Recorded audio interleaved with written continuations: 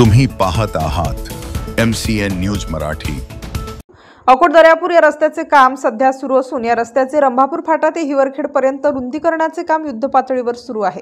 या रस्त्यावर अकोट शहरातून भरधाव वेगाने जाणाऱ्या टिप्परमुळे हा रस्ता क्षतिग्रस्त झाला आहे।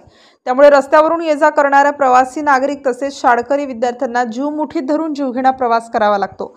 या संदर्भात प्रहारचे युवा जिल्हाध्यक्ष सुशील पुणकर यांनी या घटनेची दखल घेत संबंधित विभागाला दूरध्वनीद्वारे चांगलेच धारेवर धरले।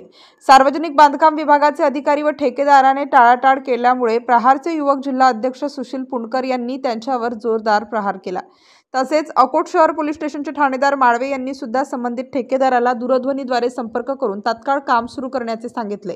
या धास्तीमुळे ठेकेदारांनी तात्काळ कामाला सुरुवात केली। या रस्त्यावरील पूल व खड्डे तात्काळ दुरुस्त झाल्याने विद्यार्थी व नागरिकांमधून समाधान व्यक्त होताना दिसत आहे। MCN न्यूज मराठी करिता देवानंद खिरकर, अकोट ग्रामीण।